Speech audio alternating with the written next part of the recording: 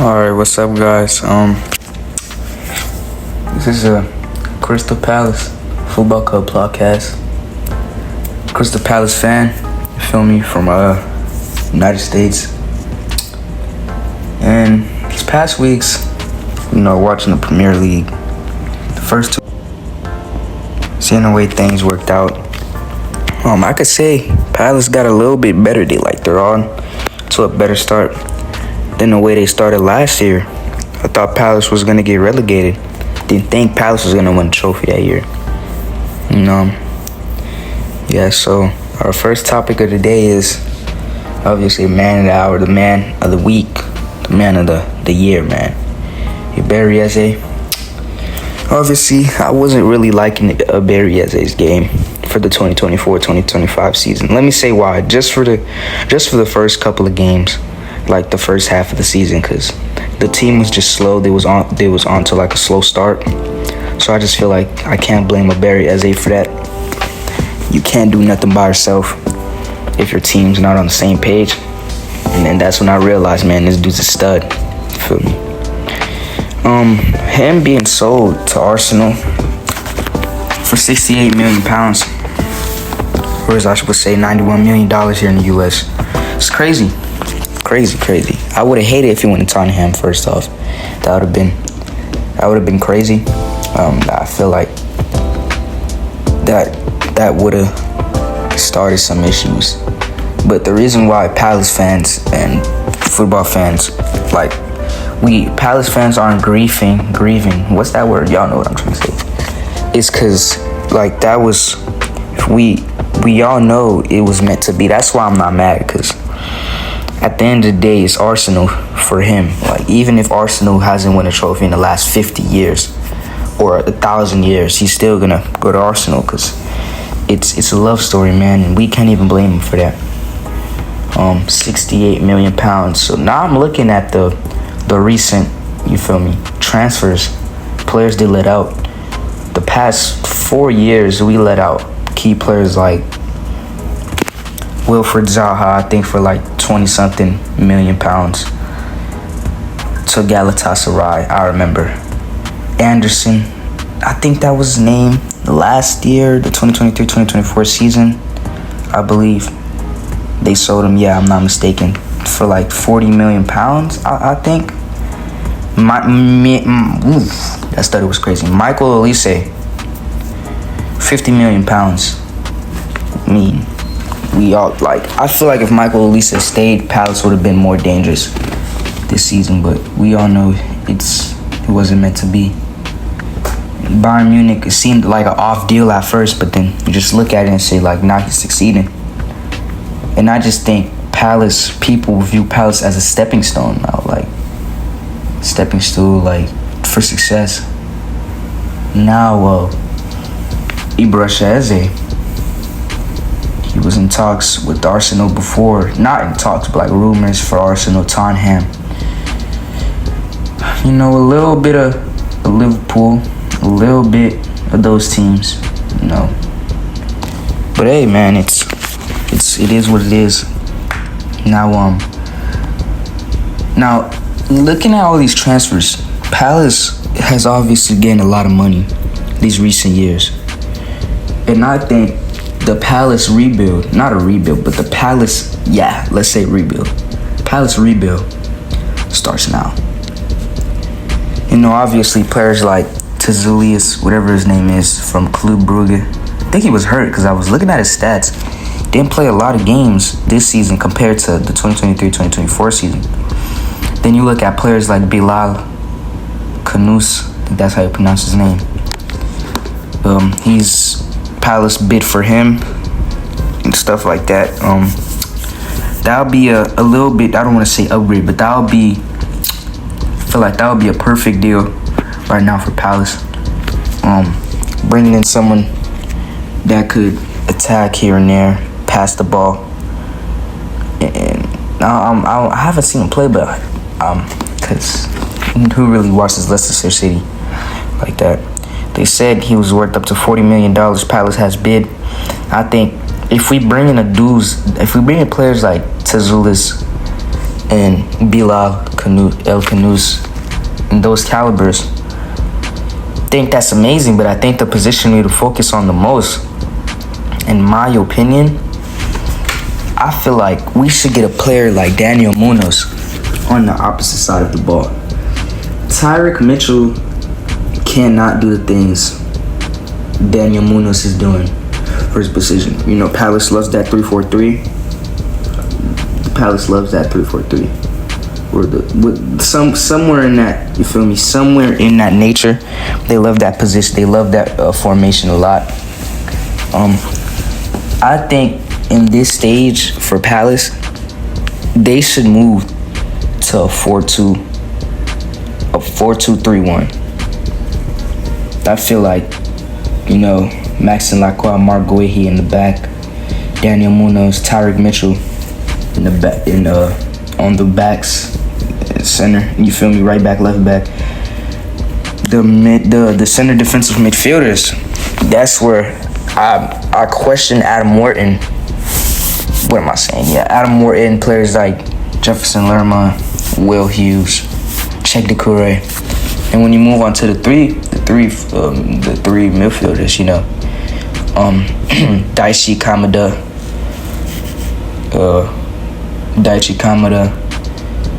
either Justin Devaney or Roxaki. You know, we all know dude is gonna be Ismail Assar and then Jeff Philippe Matata up top. I feel like that would be a way better way to, you feel me? But I like the way how they put Daniel Munoz further up the pitch. That's lethal now. I feel like they should transform to that midfield, like that right midfield position, or kind of, you feel me, raise him up a little bit, because his way of bringing the ball up the field, crossing it in, passing it in, even if he's not passing it with precision, he knows where to directly place the ball. And we look at that with the stats, and I just love the right backs that could score the ball and assist the ball. And I have never seen a player like this on Palace as a defender that could do that, like Daniel Munoz.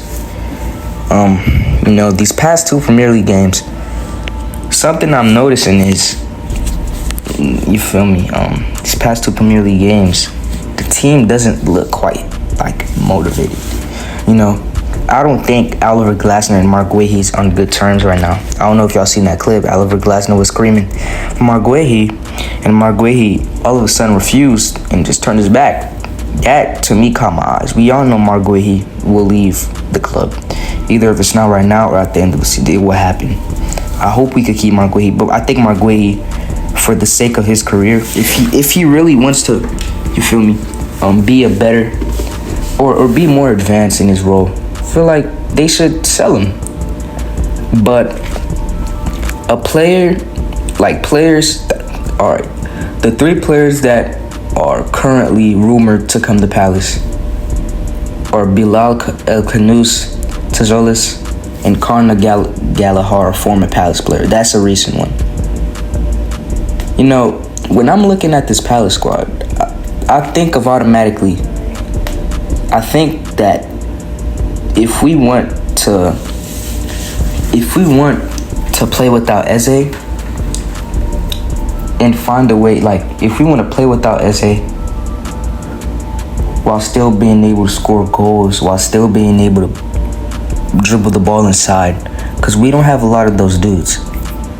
And automatically when I think about this is, who is Daniel Munoz gonna cross and pass the ball into in the center of the box, or, you feel me, set up plays for it? Jean-Philippe Matata and Ismail Assar isn't gonna be able to do that alone. Daichi Kamada, I was watching his game last year. He's not.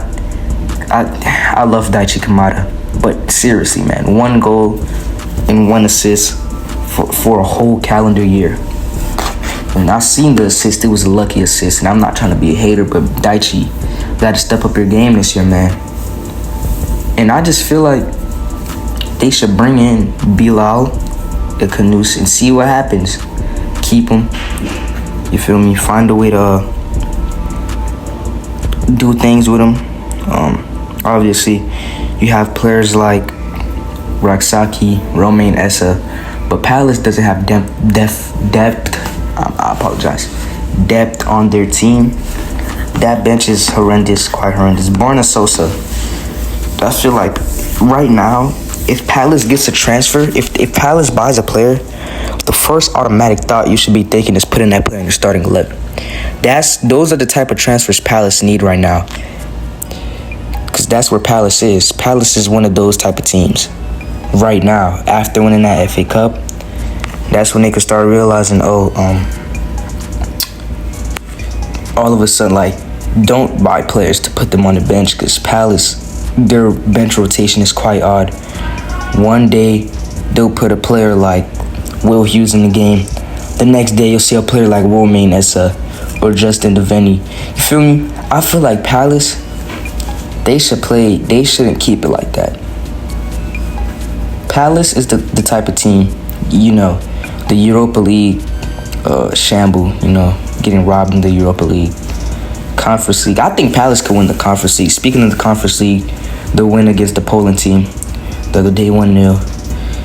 Yeah, it's cool. It's pretty cool. It's the playoff. The Conference League. Feel me? No. I think if Palace wins the Conference League this year, it's going to be a huge statement. And Palace's chance of winning is literally quite huge. Huge. But it was huger, pause. It was way huger when they had a player of EZE on the team. Now, heading into the season of 2024-2025, no Anderson, no Michael Olise. That hurt, because now Eze was not motivated. I saw that. I think it's because I was destined to see more from the team at the beginning of the season. I expected them to pick up the pace quite more, but that's not quite it for me. That wasn't quite it. It's just everyone was on the same page. In my opinion, Palace needs to find players like that can be on Daniel Munoz' page. Tyrick Mitchell is cool and all. I think Tyrick Mitchell should be coming off the bench. Yeah, Tyrick Mitchell should be coming off the bench. They gotta find a player. If we bring in Bilal El Khanous, we have to bring a player like Daniel Munoz to play on the other side of the pitch. Yeah, because Jean-Philippe Matata is going to be inside the box waiting for those passes.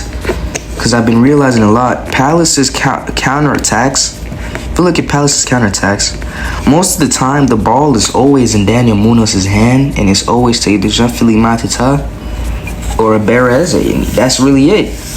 Ismail Assar here and there. Ismail Assar, don't get me wrong, I'm expecting a breakout season for Ismail Assar. I'm not talking 20 goals, 20 assists, but like 10 goals, 10 assists, a little bit better from last year.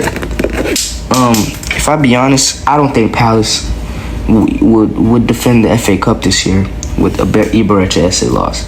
Bringing in a player like Borna Sosa is horrible. Bringing in a player like Walter Benitez is horrible. We don't need those players right now. Borna Sosa, that's a nice transfer. I could live with that. But looking into the teams, like we have Burnley hitting bangers. Burnley, they signed Kyle Walker. Everton, they get Jack Grealish. And to me, it's like Palace, they think being a mediocre team for a long time is okay. Steve Parrish or whoever runs that Palace transfers, or like the Palace, they need to get fired right now, because Palace is the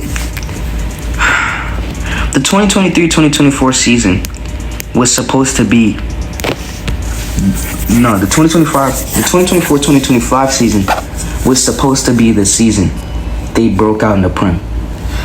Why are we finishing 12th in the Premier League after finishing 10th the year before? If me personally, if a team like Palace finishes 10th on the league table, that proves to everyone, Palace is capable of being 10th or higher for the Prem. Why go and sell Michael Olise and Anderson? I think that's his name, and not bring in huge signings. You bring in Daichi Kamada, a free transfer. Ismail Assar. Why not bring in a player worth 40 million pounds more and transfer? I don't know. I just think that's me. This year, 38 games in the Prem, UEFA Conference League, FA Cup, Carabao Cup. We won the Community Shield. I was watching that game live. I woke up bright and early in the US, watched that game. It was crazy. Another thing I want to say, that Ibarra EZE to Arsenal move might quite make Arsenal literal Champions League winners, in my opinion. Bringing a player like Ibarra EZE that glides through the field with such ease. Him having great passers on his team at Crystal Palace. Now having even better passers like Saka, Martin Odegaard, Declan Rice. That's what Ibarra EZE needs. That's what Ibarra EZE. He already had that in Crystal Palace. Now you're bringing a player like Ibarra EZE that has a great striker like Victor Gyökeres. That is gonna elevate Arsenal, and I hate to say it. Today's game against Nottingham Forest, that was unacceptable. I watched it. Palace, they play their game with a slow pace. They need that explosive player. They need one of those explosive players. If I was to say by the transfer deadline, we should be expecting at least both Tazulis and Bilal Akanus. Next topic. The next topic is it's a little bit weird for me, but I wanna speak on the Conference League and like the domestic side of and give my predictions. If we're being honest, Palace has a strong chance of staying strong in the FA Cup and Carabao Cup. But without EZE, how are you going to do that? We've seen them play Liverpool, a stacked Liverpool, and we've seen them play the stacked Man City last year. And after seeing us play those two teams, it's obvious Palace could play against the league's big six teams. But losing EZE and potentially about to lose Marguehi, we don't want to play a player like Chad Riyad in the back, man. What is he gonna do? I feel like the UEFA Conference League, it's a big thing for Palace. It's a big trophy Palace could win. And I think there's a prize pool for the UEFA Conference League, if I'm not mistaken. If there's not, Palace could still get money from the UEFA Conference League because, promotions, sales. There's going to be more games, a lot of more home games this year for Palace to make money. And but the main topic of the day is the transfers. What does Palace necessarily need? I'm gonna give y'all 3 things I feel Palace needs for this team to bring this team to the next level right now. They need an explosive player. An explosive player that lives off passes. When I say lives off passes, I don't mean like when I look at living off passes, I mean like, how do I explain this? He's known for playing around great passers. They know how to set him up for success, and he knows how to answer that. Like EZE, if y'all seen that FA Cup goal, it was literally a lob from Daniel Munoz to EZE. EZE delivered. We need more players like that on this team. Adam Morton, Daichi Kamada, they're not known for scoring goals like that. Literally the 4 only players on this team that scored the goals the most last year was Ibarra EZE, Jean-Philippe Matata, Daniel Munoz, and Ismail Assar. Losing Ibarra EZE, losing a lot of assists. You're basically losing a lot of assists and a lot of goals for this year's season. Palace needs a playmaker. Because Palace, if you had a playmaker, that's making Jean-Philippe Matata's job way easier. You need a playmaker, someone that could be someone. We need a playmaker, a clone for Daniel Munoz, and a couple of transfers from the bench. The amount, when I look at the Palace bench, I'm just looking at dog shit. Excuse my language. I'm just looking at a whole lot of BS. I'm looking at, besides Jefferson Lerma, Will Hughes, those players, those players are not bad. But when you look at Capra, Luke Planga, I'm seeing them play this dude Edward son Edward. Why? Why? And that just hurt. That just makes me feel like being a Palace fan is so painful right now. And I've been trying to look deep and see if Palace can bring any explosive players, and it just looks like Palace, they've been too used to being a mid-table team their whole franchise. The 200 years of existence, they've been mid. This is the year they stepped that game up. They almost put off keeping EZE, but you sell him for a huge amount of money. That's a huge amount of money. Then you're almost 70 to 75 million pounds. Now the question is, what are you gonna do with all that money? They barely did anything with the Zaha and the Michael Olise sale.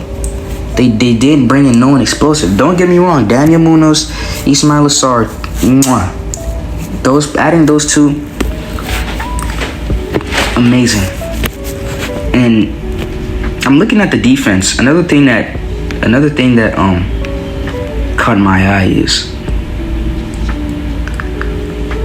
I'm looking at the defense. Another thing that caught my eye is the defense. It's like, I don't even want to get in that topic. I'm just about to say a whole lot of BS towards Marguerite. But yeah, Palace, by the end of the year, I'm expecting at least a playmaker to play on the starting 11 and a very good playmaker coming off the bench. I'm expecting a Daniel Munoz clone. But another thing I want to say, I want to give props to one player, and that player is Dean Henderson. Dean Henderson. Yeah, man. Dean Henderson is starting to make a name for himself at Palace. But Palace is not going to be used to all these games this year. They're only used to the Prem, and that's pretty much it. But yeah. Another thing, get Roxaki some playing time. He's off his loan, I think. He's not on a loan anymore. I'm happy they played Romain Essa today. I was happy to see him play. But yeah, give my man Roxaki a little bit more playing time. Like, more playing time. Play him. Me personally, I'll put Roxaki in the starting lineup. Nah. We ain't seen nothing yet. But yeah, man, that's all for today. We're just talking about a little bit of stuff. The Marguerite transfer rumor, the Berezi transfer, the Bilal Ekanu's transfer rumors, the Tazulis transfer rumors. I'm looking at Tazulis stats. It looks like he's a goal contributor guy, because I don't really watch Club Brugge like that. For 2023-2024, he had at least 30 goal contributions. I think 20 goals and like 10 assists. And then I was looking at his 2024-2025. I don't know if he was benched or he was hurt. He had like 2 games played in Champions League and like 2 games played in his main league. I don't know. That's a little bit sketchy. I don't know what they got going on with him over there. But episode 2, it will be a recap. Episode 2 will probably be episode of if Palace beats Fredrikstad and qualify and make it to the Conference League phase. Probably be on that in my predictions, and hopefully look and see how the Palace squad can enter the Conference League, and probably be about the upcoming Premier League match. So yeah, guys, yeah, that's really it. All right, thank you, like, subscribe. This This is a quite new thing for me. I'm gonna try to keep this consistent. This is episode 1, the Crystal Palace Football Club podcast. All right, boys, peace.